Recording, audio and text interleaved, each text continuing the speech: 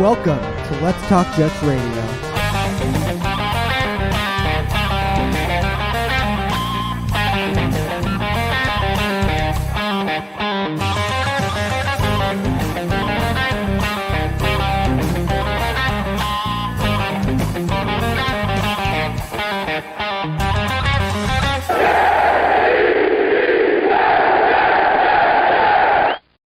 What's up, everybody? Let's Talk Jets Radio with easily one of the most requested guests we have year in and year out. Everybody's favorite person, Fireman Ed. What is up, my friend?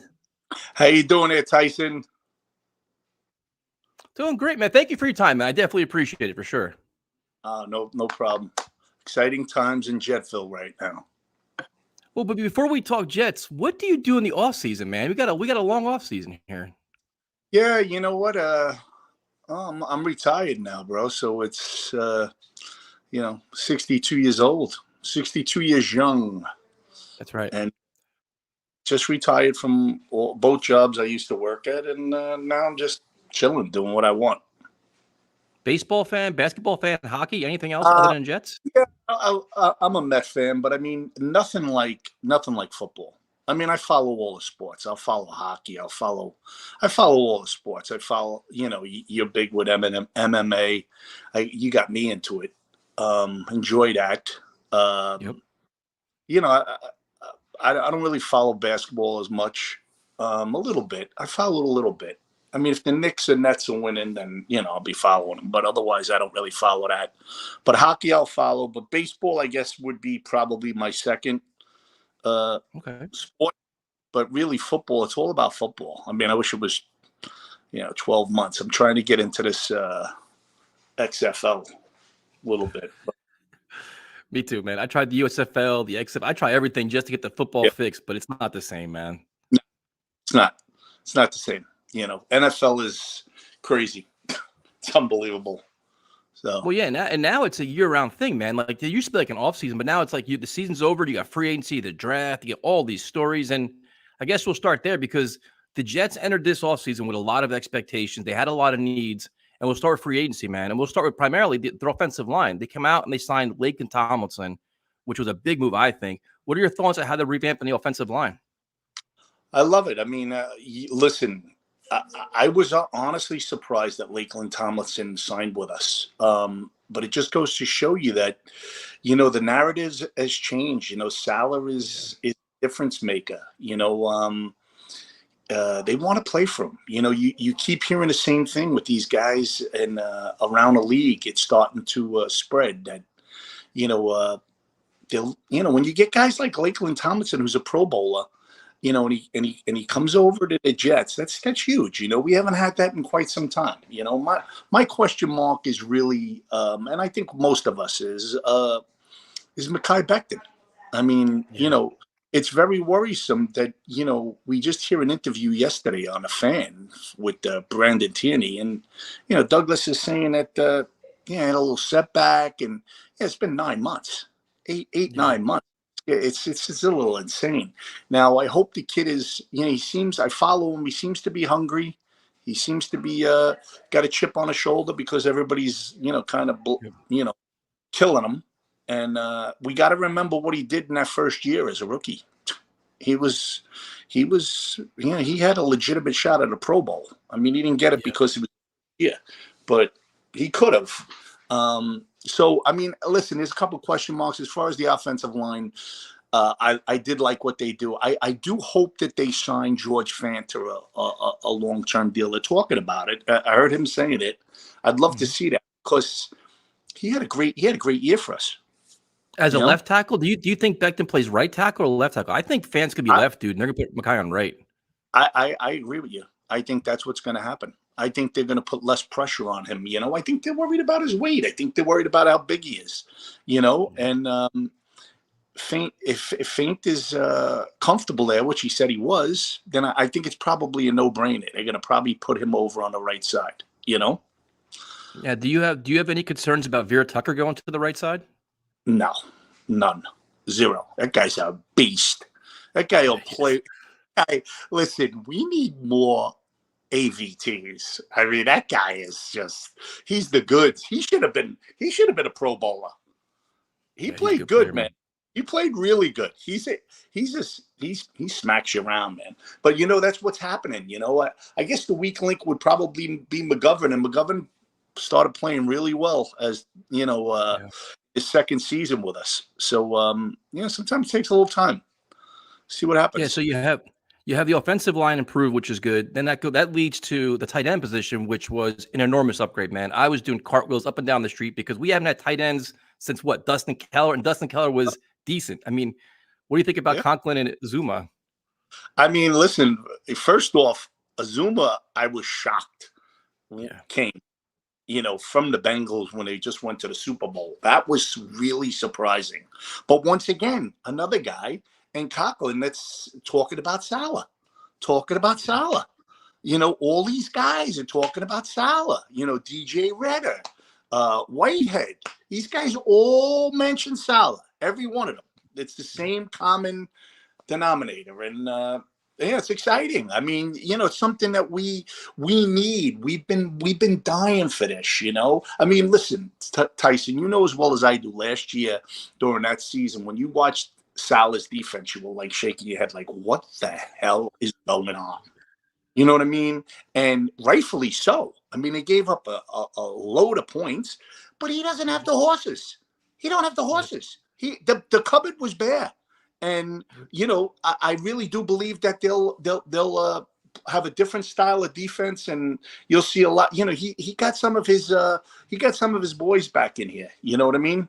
So I mean, I'm excited. You add DJ Reed, you add Jordan Whitehead, you get Carl Lawson back. I mean, that alone, like getting Carl Lawson back is like a huge free agent addition, in my opinion, because that's a beast that we have never seen before with the Jets. You know what I mean? I mean, he was killing. All the reports what he was doing, Mekhi Becton in the training camp and that, and then he gets his Achilles. I mean, only us, but. I mean, but let's move on. Listen, there's a lot of great additions, like you said, with the free agency. I'm going to tell you something who I really liked and is under the radar, and I'm really hoping, because when we played the Texans a couple of years ago, that Martin was everywhere. I kept looking at this number going, who is this guy? This guy's all over the place.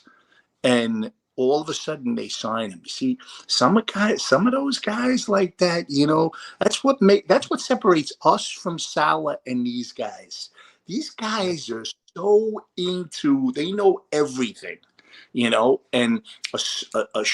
thing like that, a signing like that can really turn the corner for an organization, because we needed that. We need linebackers. We need, the guy basically is a stand-up linebacker on the outside is what he is. And we need it. We need it.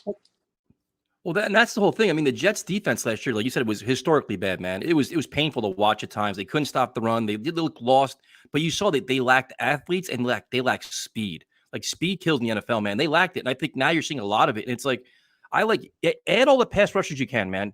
Have 10 of them. I don't care, because you need to get to the quarterback. It helps your secondary, helps everything. And now it's like you're starting to see Joe Douglas's vision a little bit. And I think the biggest improvement this year, to be honest with you, will probably be defensively. I think because they were just so bad last year. I agree with you. I still think they need another tackle. I still think they need another defensive tackle. But, they are moving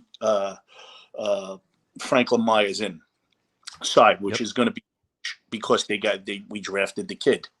So, you're going to, plus, don't count out Huff.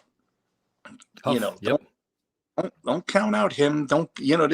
We got a few guys that are on the outside. You got quite a few guys. They signed Vinny Curry again. Vinny Curry wound up getting hurt last year also, and he's got something left in the tank. You hear him talking. He's got a little chip on his shoulder too. They have him. Also got Solomon Thomas too. They're bringing, from the 49ers. I mean, they're bringing a lot of pieces, man. Yeah, they're bringing a lot, and he likes to go in waves. He likes to have those 8. He likes to rotate 8 guys, 6-8 guys is what he likes to do. He wants to keep everybody fresh and just keep coming. So and he says it. I mean, he makes it very clear that if our defensive line can't get to can't stop the run and can't get to the quarterback. Where our defense is based off of that. And Yep. he's not into the 3-4. He's into the 4-3. And really, a lot of times it's 4-2. It's not Yeah, even. it is. You got 5 defensive backs. I mean, that's just the way the league is. There's not a lot of times you have. That's why you have those stand-up guys that are actually rushing, and they're playing like it's a hybrid. Plus they got Whitehead and Whitehead. Listen, he could hit like a trip hammer. That guy, Yep. that. I mean, that guy just brings it. And the one thing that I noticed with all of their signings, including the rookies, all got to tackle. Got to be able to tackle. Yep. Got to be able to tackle. Absolutely. No matter if you have speed, if you can't tackle, he's not taking you. Red is another guy. He's a good tackler. He's 5'9". He comes in like a bat out of hell. So it's exciting. And like you said, Tyson, it's all speed, team speed. Yeah, so we're talking about offense, I guess, or defense. We could actually touch on the draft now because going into the draft, the Jets had 4 picks in the top 38, and the number 4 pick was fascinating for everybody involved because everybody had their opinion.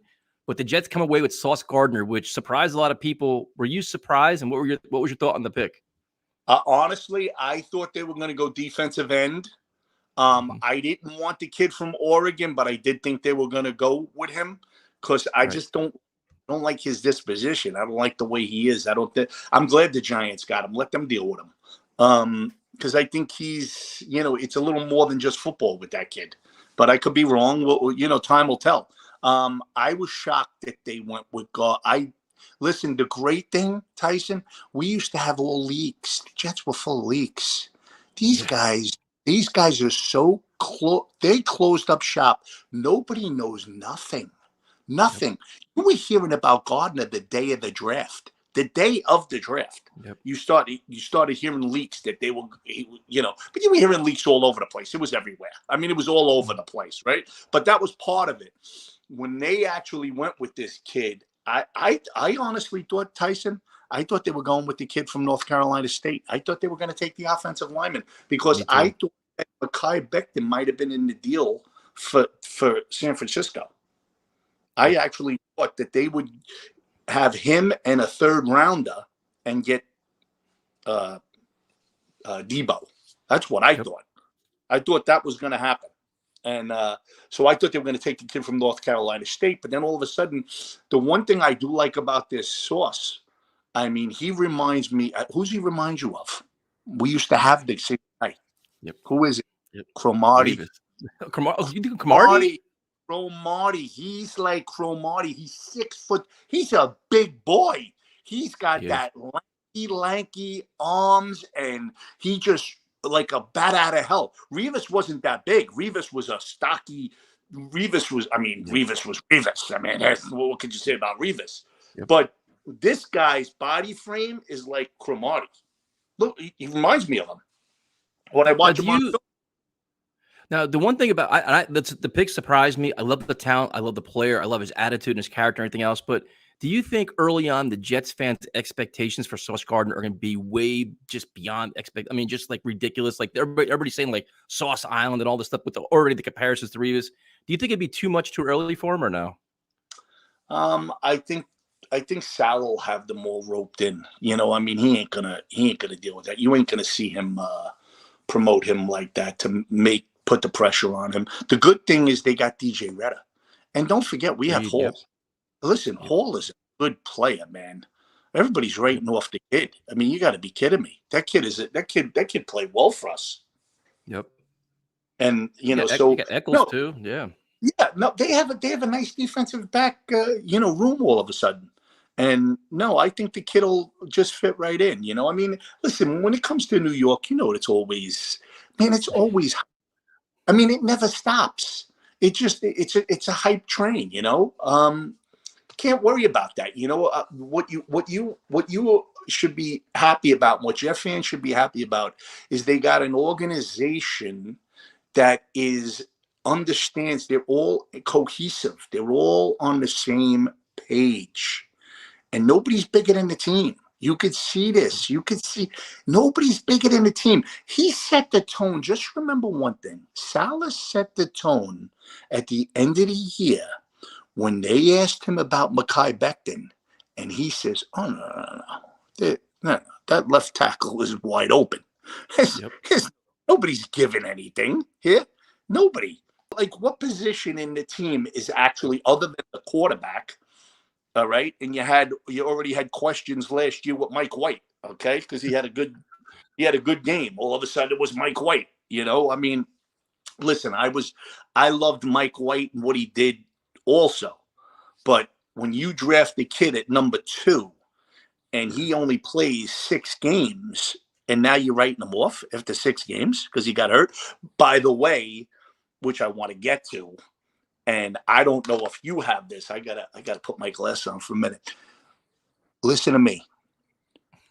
The New England Patriots and Belichick hurt that kid. They hurt him. Don't you think otherwise? Everybody just forgets, because what happens is in life, we're on to the next thing. We're on to the next thing, especially in this life. You don't believe I called Boomer Esiason that morning after the game. I was a lunatic. It was 18 hours later. I was out of my bird. I was still nuts.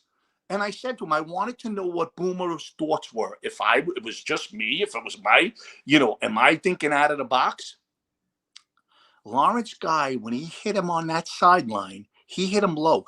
That was intentional, Tyson. If you think that wasn't intentional, you're out of your mind. And Belichick is a motherfucker. Excuse me, but he is. It's the way he is. And I'm not forgetting it. And if I get a chance to talk to Salah, which I'm hoping I can this year at some point, and one of the things I want to do is talk to him. My first thing to him is going to be, you got to deal with that. This may not mean that much to you, but to all the Jet fans, we know what this guy is. I hope you know what he is. This guy's a rotten guy. Tyson, they hurt that kid. They did it on purpose. I'm telling you, they did it on purpose. And then the other guy jumped on his back. The next one, he was already hurt. I mean, that wasn't an illegal hit, the second one, but the first one absolutely was. So I asked Boomer. He said, absolutely. That's what he said on air. He said it was absolute, and they cut me off because I cursed. I was losing my mind. I completely lost my mind. And anyway, moving on. But that was a big storyline early on with Zach Wilson last year. He was taking an enormous amount of hits. He was getting his ass kicked up and down the field, and it was like the team was trying to find itself, man. Because like you'd rather see the offensive lineman run over, pick him up. Salah was sitting there kind of with a blank stare on his face. Like the team had no identity. They had no passion. They didn't know what the hell they were doing. But then as the season started playing out, towards the end, you started seeing Salah got emotional. He's ripping the refs a new ass. You started seeing everybody start fighting for each other. And hopefully next year, and you add a guy like Tomlinson on the offensive line. Vera Tucker's got a little nasty streak to him. You add Jordan Whitehead's a thumper. That changes your mindset. You're going to see a little more physicality. You don't want personal fouls and shit like that. But you're going to see some we're going to start smacking you back a little bit now. Finally, they need to have that identity, because they're in a division that punches you in the face. The AFC East now is punch you in the face. All right. Buffalo don't play no games. They come right at you. The Patriots are rotten. They've always been rotten. So that's nothing new.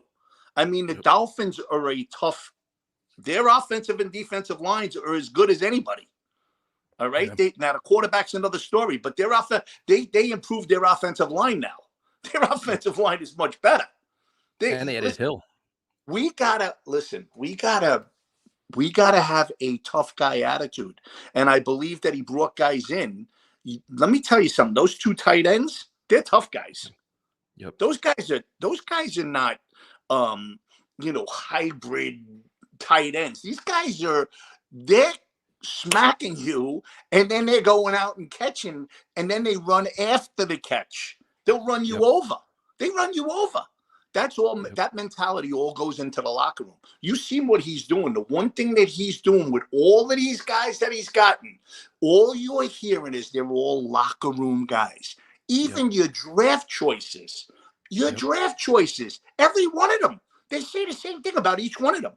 They're all locker room guys. They're all guys that were leaders. They're all guys that took over the locker room.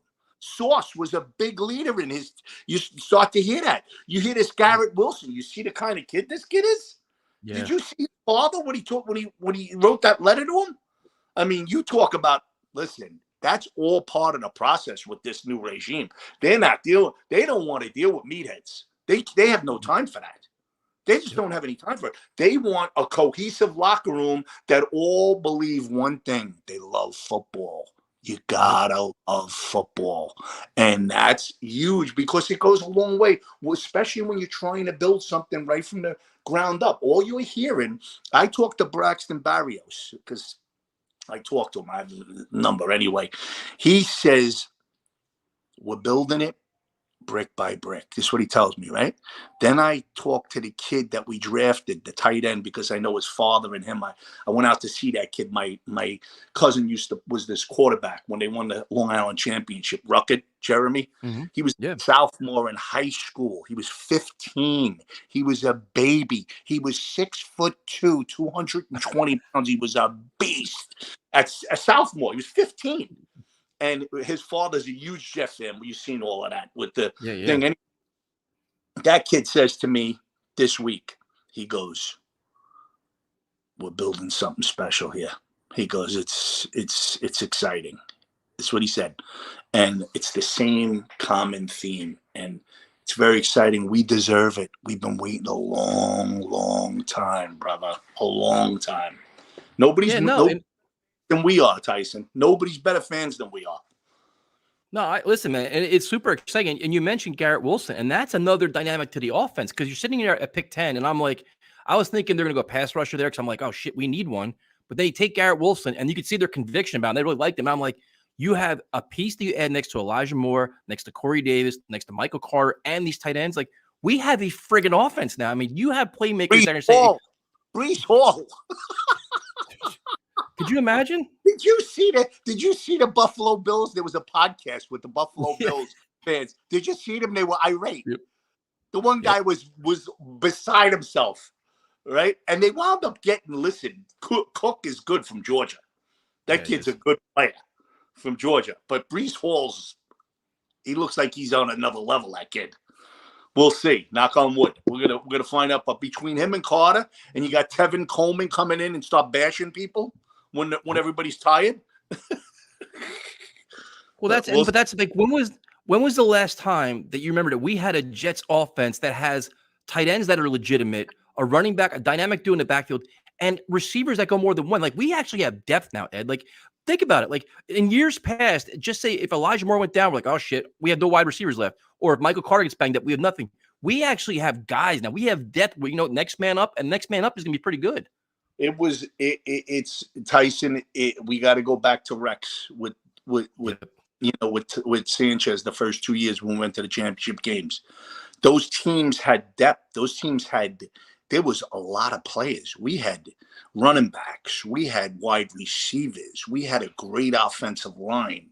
I mean, we punch in the mouth, but then Sanchez didn't get enough credit. He made some money passes, especially in the playoffs. He made some money passes, and that's what it takes. I mean, because you're taking the pressure off of your quarterback. This is all part of the dynamic. We're finally watching a GM that isn't just talking shit. He's actually delivering on the promise. All right. He didn't get a chance. He wanted to listen. He wanted to do it for Donald, but he didn't know Donald anything because Donald wasn't his guy. He didn't draft him.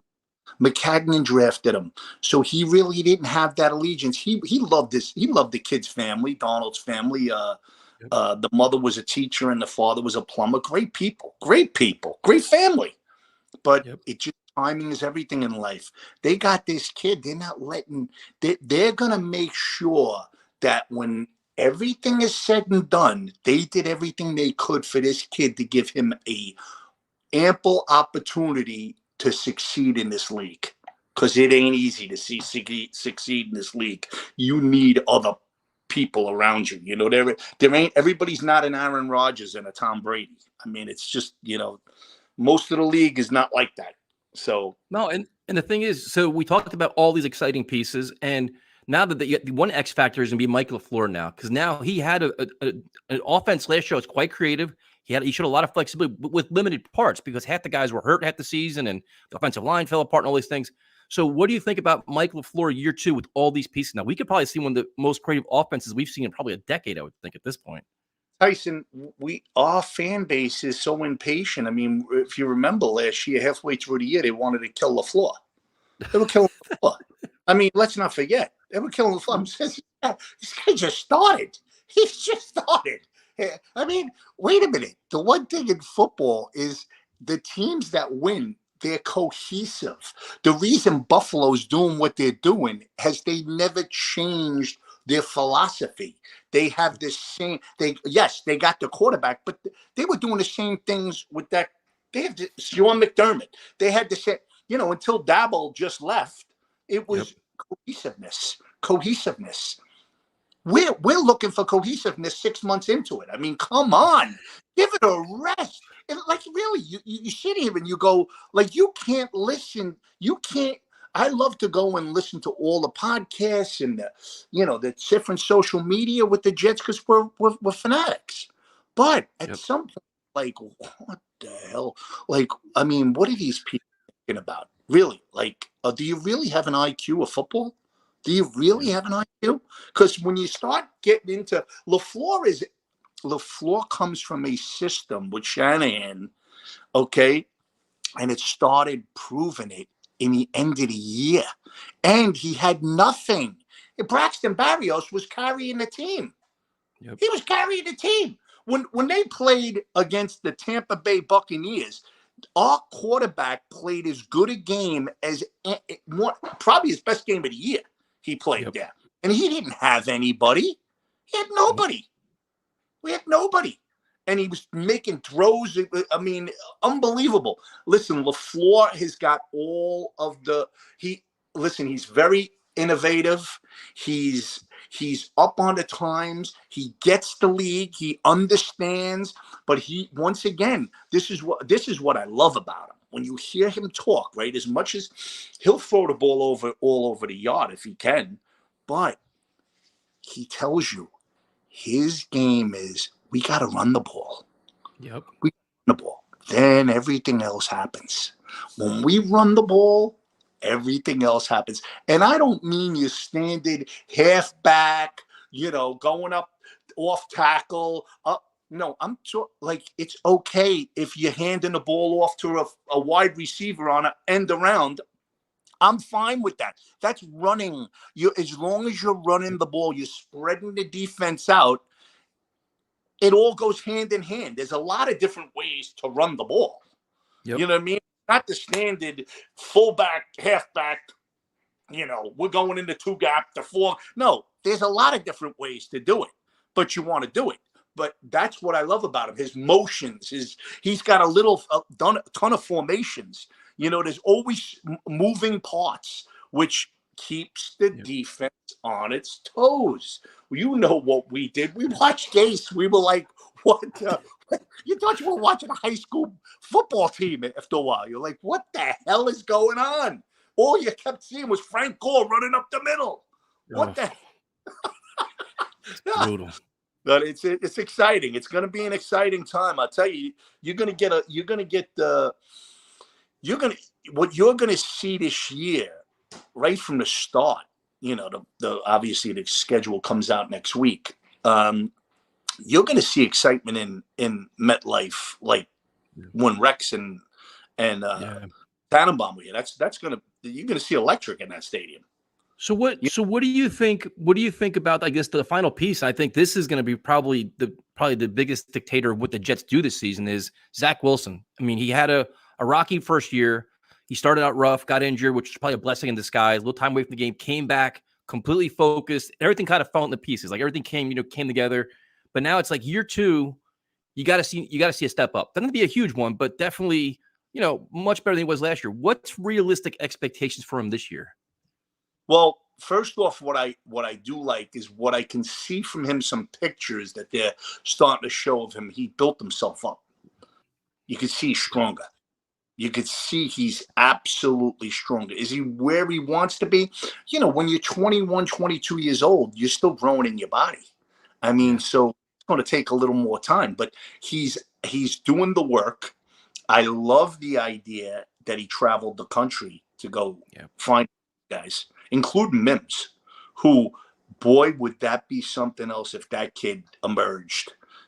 Oh baby, if you got that kid to emerge, you got look at your 5 wide receivers.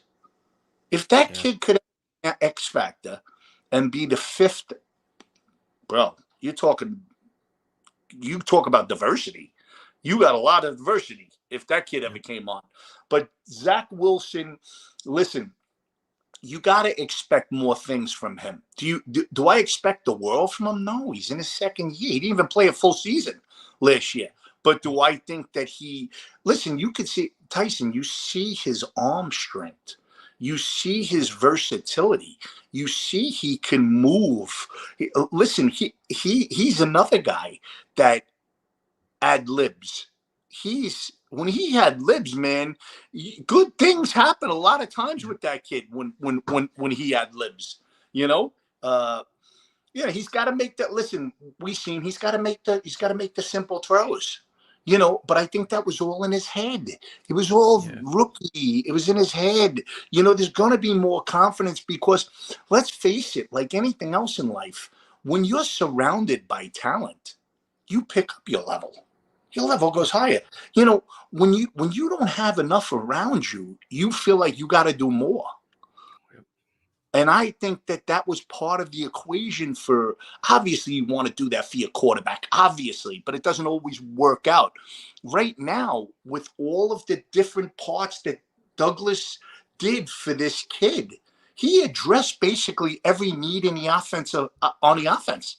The key is going to be Mekhi Becton. He's going to be the key because if he comes back and plays 80% of what he played in his first year, you're talking about you got some offensive line. You're talking about Feint, Mekhi Becton, that we arguably have the 2 best guards in football. I mean, we really do. I mean, there's a good chance. So, you got a lot of different parts. Like you said, we got the tight ends. Now you draft the kid, Ruckett, from Ohio State. This kid could go back and there's no pressure on him. Whereas if we didn't have the other 2 guys, there'd be all pressure on him too. Right? Think about it. All these guys in all the different positions all have competition. So there's nobody with pressure on them. You got to deliver. Everybody's got a chance to deliver because there's a lot of speed. We got more speed than we've ever had.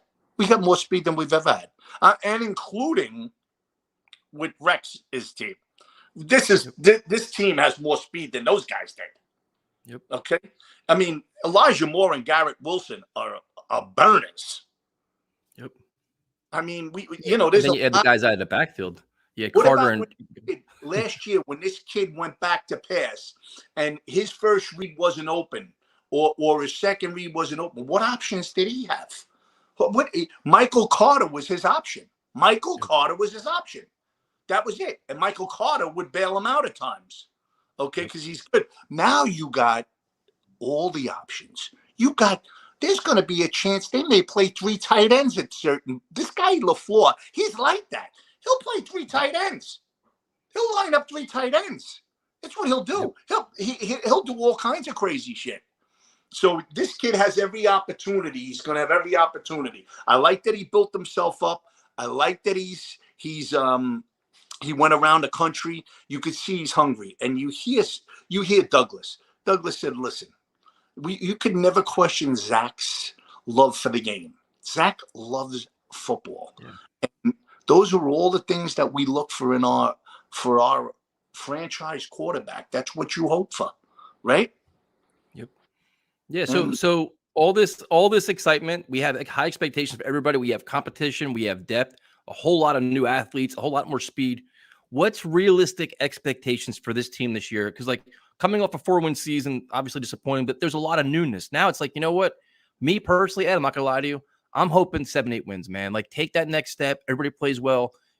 be a lot more competitive this year. And then, hey, you get a couple good breaks, maybe get to 9-10 wins. Who knows? But definitely a lot more competitive. Well, we're in the mix this year. We're not. I mean, I want to see. They have that in the mix in like November, December. I want to be on those charts. Like I want to be on those lists right now. See, my expectations are this, and this is reality. Obviously, you got to stay healthy somewhat. As long as you're not devastated, where you got 7, 8 guys that are just that are big parts of it. Then there's that's a whole nother ball game. But hopefully that don't happen. Plus, you have depth. I fully expect after 10 games this season, after 10 games, 10, 11 games, I think we're in the mix for sure. And I agree with Joe Douglas that when late November, December rolls around, we should be playing meaningful football games in that time of year, which hasn't happened in over 10 years? It's been a while. Since Bowles. 2015 with Bowles, yeah. What was that, 15? Yeah, disaster. What was that, 2015? Yeah. Yeah, and we still had a shot if that kid makes the catch in this down the sideline. Fitzpatrick hit him on that. Kenbrell Tompkins. Yeah. I mean, he catches that ball, right? But you're talking about 7 years ago was the last time we actually had a meaningful game, and then it went another 3. So in 11 years, we've had one meaningful game in December, right? In 11 years. Yep. So, I mean, we expect us to have listen, Tyson, I think it's going to be a real exciting year. I do. And I just think that the bottom line is if Zach takes that next step, oh, no, you're talking about something different now. Now you're talking about a whole nother ballgame. No. Now it's going to go up. Because if you start seeing him after the first 4 games and he's comfortable. Now, remember, second year in the offense. Remember what Salas said about a month ago. He said, I fully expect Zach to come in and know the playbook in and out. Like, he just knows everything. He knows this offense because that right there is huge because he's dictating what's happening. He's dictating. There's no thinking. There was a lot of thinking last year. You could see it when he's throwing friggin' little 10-yard. Guy's a stud. And you can say his accuracy. It's all here. He's thinking too much. There's too much going on. It's not the throw. That's those guys make those throws all the time. You know what I mean? Yep. It was more than that. So yeah, I think this kid is. We got to be excited. It's hard to not be excited, especially when you've seen him, the way he played, especially against Brady. That game showed me something with that kid. That kid showed me something because that Tampa Bay defense is not an easy defense, man. And he lit them up. He lit them up in that game. We should have won that game. Yep. Well, even Jordan Whitehead said something when he came here as a Jet. He said he made a couple throws. He was like, how the hell did he make that throw? Like Zach Wilson even shocked him as a rookie. So now you figure year 2, a lot more weapons, a lot more flexibility, a better offense. So I'm excited, man. But so now the one thing is, dude, I'm telling you, every time you come on here, right after this, fans like, we love Ed, we love Ed, we love Ed. Do you have a message for all Jet fans out there, man? Because I'm telling you, they love hearing from you. Well, first off, they can get me now. I'm on social media. I'm on Instagram. I'm on Fireman Ed 42. Oh, no I got to follow you, man. No shit. Fireman 2. I just came on about a month ago. Not quite a month ago. I'm not verified yet, but I will be. So they can get me on there. I'm always doing videos and talking. I couldn't be more excited. When you post, it was a good day for a run. You go for your run, get those workouts in. Well, I had new knees put in, brand new knees. I think I told you that last year, right? A year ago was April 27th. Knock on wood, God is good. Gave me another chance. I'm out running now. I'm out. just shed like 12, 14 pounds. I'm going to get another 10 in there because I became way too big. And, it's part of, when you're going through stuff. So I couldn't be more excited and amped up. And I can't wait for September. I cannot wait for September. That stadium, Tyson, you mark my words, that stadium, opening day, I don't know who we're playing, but that stadium, doesn't matter. They don't have a roof. We're going to blow the roof off of it because the fans are ready. They can't wait. And it's exciting. We got the GM, we got the coach, we got the quarterback, we got the players. Now it's time to deliver. The fans are hungry. They've been waiting. They've been hot. Tyson, they've been hiding in the weeds. Hiding in the weeds. And all of a sudden, you're going to start seeing in September, they're going to have their green and white on. And they're going to be all proud. And we're going to make it count. We're going to make it count. We're going to knock on the door this year. We're going to let them know. You know what I say? We're going to make a little noise this year. We're going to make a little noise. Get ready. Get ready. Got me all fired up now, you bastard. And thank you very much for your time. It's always good catching up with you. We got to get you on a lot more often because you give great insight. Everybody wants to hear from you, man. You know what? Anytime. Just remember one thing. There's no fans like the New York football Jet fans. There's no fans like us. We've been wayward souls. We haven't had a home. Now we have met life. Let's make it where we don't even talk about that place being an organ or whatever they want to call it, a fan, air conditioner. We can make that. We can make that place because we've been held down for so long. It's our time. It's our time. Ed, thank you so much, man. Yes. Jets, Jets, Jets. Let's go. Have a great day, man. Thank you. Be well.